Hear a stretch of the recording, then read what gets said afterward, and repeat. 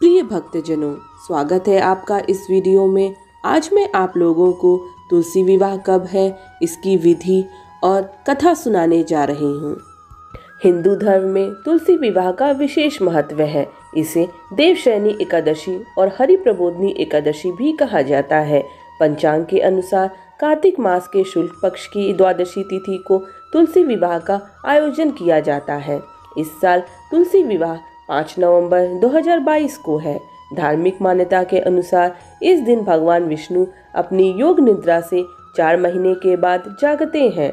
पुराणों में वर्णित कथा के अनुसार इस दिन भगवान शालिग्राम का विवाह माता तुलसी से हुआ था।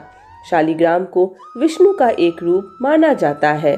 देवशयनी एकादशी को शास्त्रों के अनुसार सभी एकादशी तिथि में सर्वश्रेष्ठ माना गया है। कहा जाता है कि इस दिन कुछ विशेष उपाय करने से चंद दोष से मुक्ति भी मिल जाती है। ऐसी मान्यता है कि तुलसी विवाह कराने से माँ लक्ष्मी और भगवान विष्णु जी का आशीर्वाद प्राप्त होता है। जीवन में दरिद्रता कभी नहीं आती है और संपन्नता बनी रहती है। तुलसी विवाह से ही हिंदू धर्म में होने वाले सभी शुभ कर्मकांड प्रारंभ होने लगते हैं। चलिए अब मैं कुछ जरूरी सामान बता देती हूँ जो तुलसी विवाह के लिए ज़रूरी होते हैं। मूली, आंवला, बेर, शकरकंद, सिंघाड़ा, बेर, सीताफल, अमरूद और अन्य ऋतु फल चढ़ाए जाते हैं। मंडप को गन्ने और फूलों की लड़ियों से सजाएं। भगवान विष्णु शालिग्राम की प्रतिमा, तुलसी का पौधे का श्रृंगार करें। चौकी, धूप, दीपक, वस्त्र, माला, फूल, सुहाग का सामान, सुहाग का प्रतीक लाल चुनरी, साड़ी, हल्दी। प्रबोधनी एकादशी के दिन देवी तुलसी के ऊपर लाल चुनरी ओढ़ाएं। भगवान विष्णु को पीले वस्त्र पहनाएं। अगर घर में शालिग्राम है तो उन्हें पीले वस्त्र में लपेटकर तुलसी की जड़ में रखें और एक वस्त्र से दोनों का गठबंधन करवाएं। तुलसी से लेकर पूजा घर तक का रास्ता साफ करके उस पर रंगोली सजाएं। तुलसी संग भगवान विष्णु की पूजा करें। भगवान विष्णु की आरती और तुलसी माता की आरती करें। तुलसी की जड़ में घी के दीपक जलाएं। हिंदू धर्म में सभी मांगलिक कार्यों की शुरुआत गणेश जी की स्तुति के साथ होती है। इसलिए विवाह की प्रक्रिया शुरू करने से पहले गणेश भगवान की स्तुति जरूर करें। चलिए अब मैं आप लोगों को तुलसी विवाह की विधि बता देती हूँ। जिन लोगों को तुलसी विवाह कराना है वह नहा धोकर साफ वस्त्र पहनकर तैयार हो जाएं। जिन लोगों को तुलसी जी का कन्यादान करना है वह व्रत रखें और कथा जरूर श्रवण करें। शुभ मुहूर्त में तुलसी के पौधे को आंगन या घर की छत पर किसी चौकी पर स्थापित करें। एक दूसरी चौकी ले जिस पर शालिग्राम को स्थापित करें। चौकी पर अष्टदल कमल बनाकर उस पर कलश स्थापित करें। कलश पर स्वास्तिक बनाएं और उसके ऊपर आम के 5 पत्ते रखें। एक साफ कपड़े में नारियल लपेटकर कलश के ऊपर रखें। तुलसी के गमले पर गेरू लगाएं और उसके समक्ष घी का दीपक जलाएं। तुलसी के गमले के पास भी रंगोली बनाएं। तुलसी और शालिग्राम जी पर गंगा जल से छिड़काव करें। ध्यान रखें कि शालिग्राम की चौकी की दाएं तरफ तुलसी का गमला रखें। तुलसी को रोली और शालिग्राम को चंदन का टीका लगाएं। तुलसी के गमले की मिट्टी पर गन्ने का मंडप बनाएं। उस पर सुहाग का प्रतीक लाल चुनरी चढ़ाएं।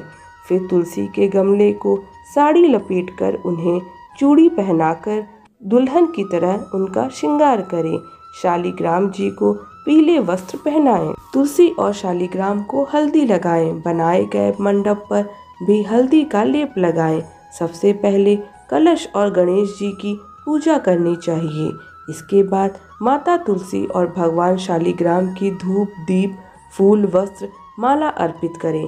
इसके बाद तुलसी मंगाष्टक का पाठ करें। हाथ में आसन सहित शालिग्राम जी को लेकर तुलसी जी की 7 बार परिक्रमा करें। इसके बाद भगवान विष्णु और तुलसी जी की आरती उतारें, भोग लगाएं।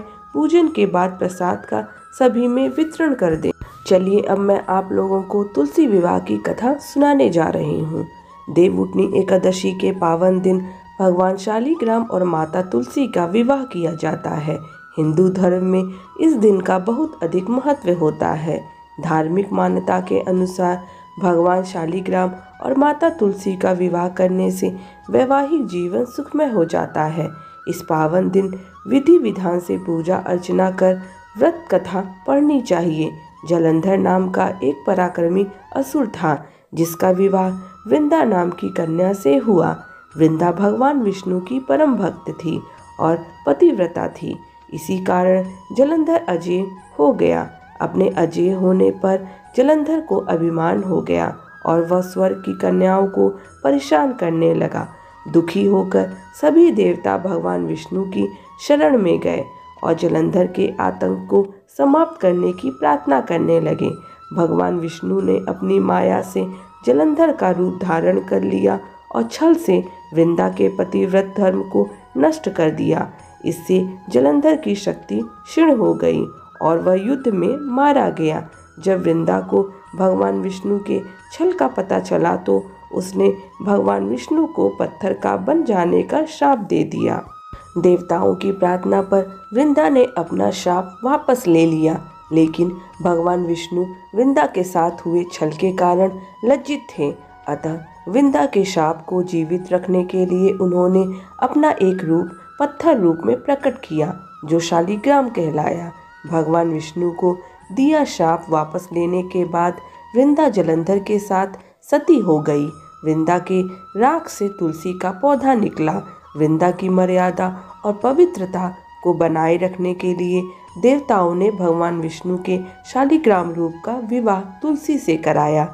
इसी घटना को याद रखने के लिए प्रतिवर्ष कार्तिक शुक्ल एकादशी यानी देव प्रबोधनी एकादशी के दिन तुलसी का विवाह शालिग्राम के साथ कराया जाता है। शालिग्राम पत्थर गंडकी नदी से प्राप्त होता है। भगवान विष्णु ने वृंदा से कहा कि तुम अगले जन्म मंप तुलसी के रूप में प्रकट होगी और लक्ष्मी से भी अधिक मेरी प्रिय रहोगी। तुम्हारा स्थान मेरे शीश पर होगा। मैं तुम्हारे बिना भोजन ग्रहण नहीं करूँगा। यही कारण है कि भगवान विष्णु के प्रसाद में तुलसी अवश्य रखा जाता है। बिना तुलसी के अर्पित किया गया प्रसाद भगवान विष्णु स्वीकार नहीं करते हैं। चलिए अब मैं आप लोगों को कुछ जरूरी बातें बताने जा रही हूँ जिसे तुलसी विवाह कराते समय हमें ध्यान में रखना चाहिए। अखंड सौभाग्य और सुख समृद्धि के लिए हर सुहागन स्त्री को तुलसी विवाह जरूर करना चाहिए।